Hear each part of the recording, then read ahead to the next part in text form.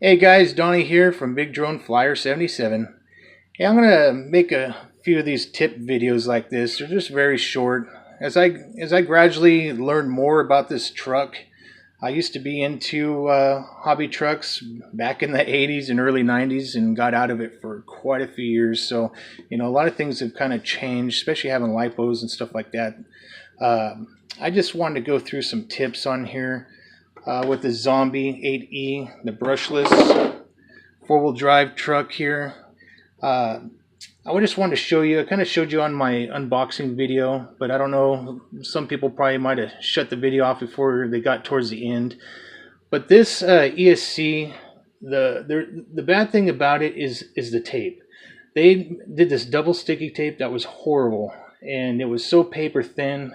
A couple jumps, and it was already bouncing around in here. So what I did is I got way better tape in there, and I reinforced it in there and got it stuck in there really tight, so it ain't gonna go nowhere. And if it does, I'm sure you'll be able to do a zip tie or something like that to even get a little more extra protection there from it sliding around. So, but the reason what I was making this video about is the way they had these wires ran.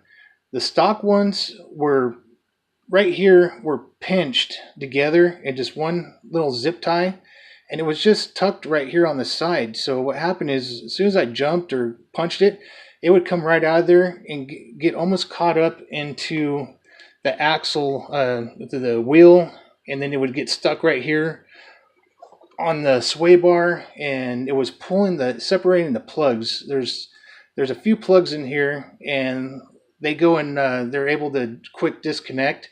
Well, it was pulling them apart, and it was causing me not to have any connection to where I thought the battery was dead, but it wasn't. So I reran them on the motor mounts, but on this side, put some thick rubber so that way it wouldn't rub through the wires. I went ahead and black taped them as well for extra protection, so we wouldn't have no rubbing. And then I zip tied them on there, so now it's in a pretty good spot. It's not gonna hit anything.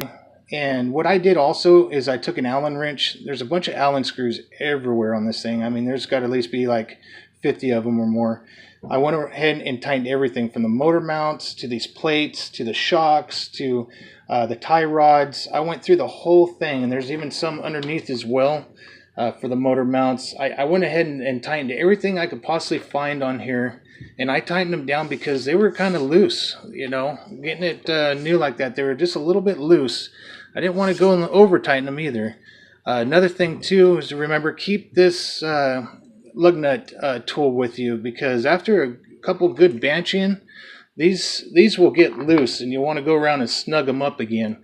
Don't over tighten them either, because this is only plastic. This ain't aluminum, so you will crack that plastic wheel, the rim in there. So definitely go around and retighten those up, and keep this with you just in case if you're out traveling, or even if you're just outside. That way you don't have to run back in the house, and because these wheels will come loose, and you don't want to come flying off and tearing up an axle. So all right guys, that's my little quick video tip. I hope it helps you guys out, and probably have another one. The more I learn, I'll keep passing it on to you guys. So all right guys, hey, thanks for watching. God bless, cheers, and happy driving.